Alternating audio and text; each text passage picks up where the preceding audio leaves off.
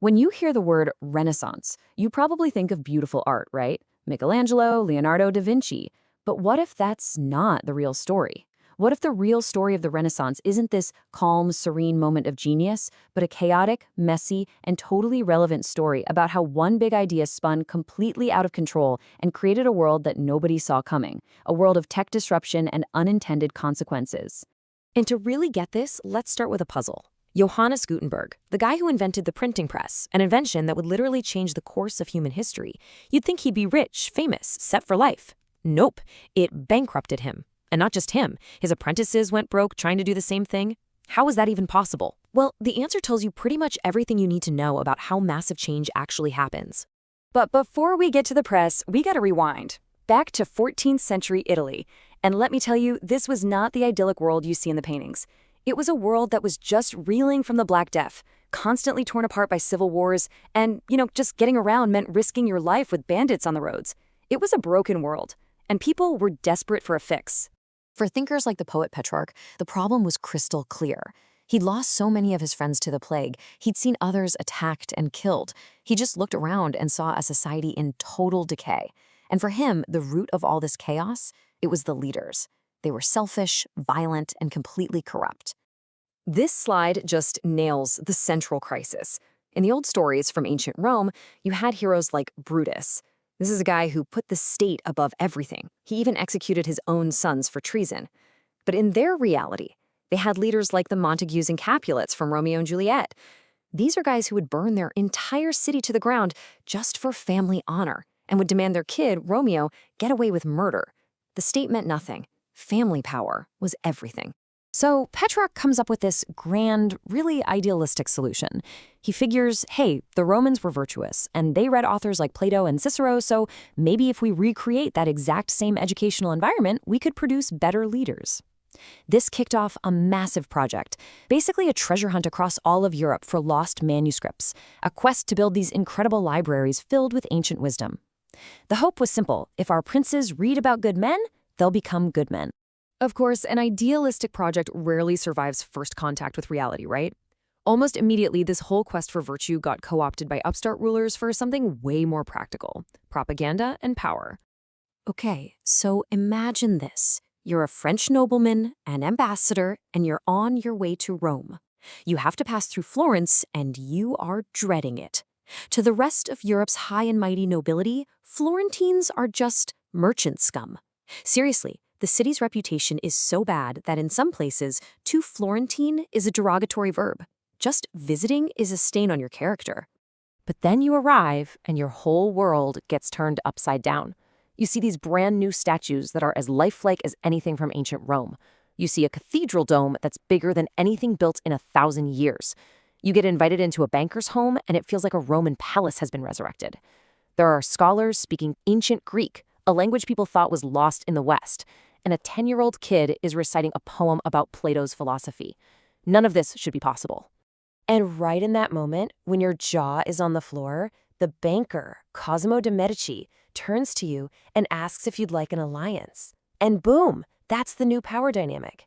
You can say no and try to conquer them, or you can say yes and take these amazing architects and scholars back to your own court so you can have this kind of cultural power too. All of a sudden, the merchant scum are the ones setting the terms. Art just became a weapon of soft power. So the project was a huge success as propaganda. But what about Petrarch's original goal? Creating better rulers? Yeah, that turned out to be a spectacular failure. It turns out that just reading about virtuous men does not, in fact, make you virtuous. The very first generation of princes raised on this new curriculum, people like the infamous Cesare Borgia, well, they didn't become enlightened philosopher kings. They just learned how to be more effective, more ruthless, and way more ambitious tyrants.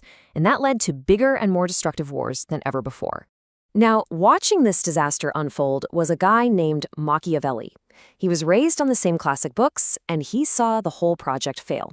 So he proposed a radical new way to use these ancient texts. He said, forget absorbing them for moral inspiration. Instead, use history as a practical guide. Treat it like a casebook of political and military strategies. Analyze what past leaders did, see what worked and what failed, and imitate the successful choices. This was basically the birth of modern political science.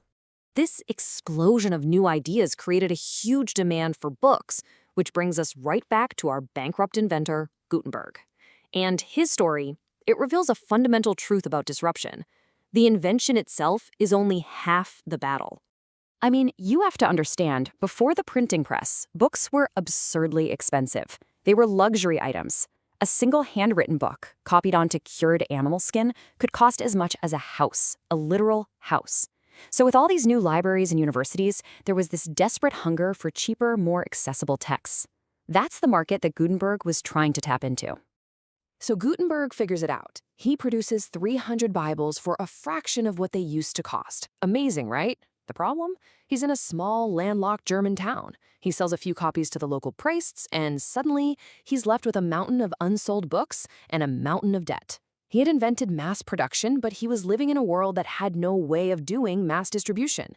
It was useless. He needed a network. And you can see on this timeline, the printing revolution wasn't just one event. It was a series of disruptions, one after another. It took 40 years, 40, for printing to even become a sustainable business. And that only happened once printers moved to distribution hubs like Venice and created things like book fairs. Then came the new applications, cheap, fast pamphlets that fueled the Protestant Reformation, then newspapers that created accountability, and then magazines that basically invented fact-checking to deal with the fake news that the newspapers created.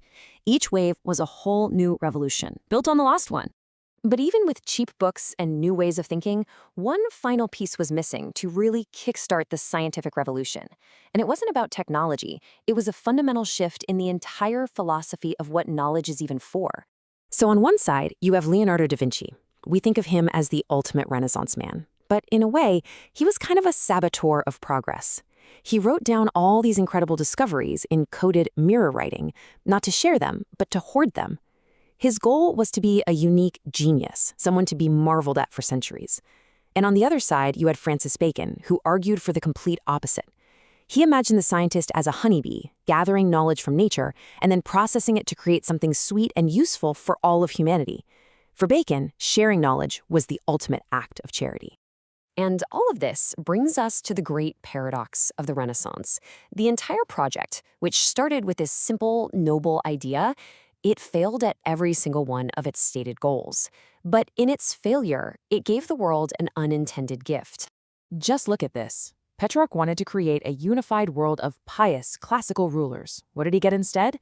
A chaotic world of pluralistic, warring ideas. He wanted to strengthen Christendom. He got the Protestant Reformation. He wanted leaders to revere the ancients. He got the scientific revolution, which systematically doubted and overthrew them. He set out to build a world that shared his values. He failed, but he accidentally built a world that could invent vaccines and penicillin, a world that could finally cure the very plague he survived. And that, right there, is the powerful echo of the Renaissance for us today. We build technologies with specific goals in mind, to connect people, to share information, to make life better. But just like Petrarch, we have no real control over the ripples we create. The great lesson is that history's greatest gifts are often the ones we never intended to create. Which leaves us with a pretty critical question to think about. What kind of world is our own technological revolution unintentionally building right now?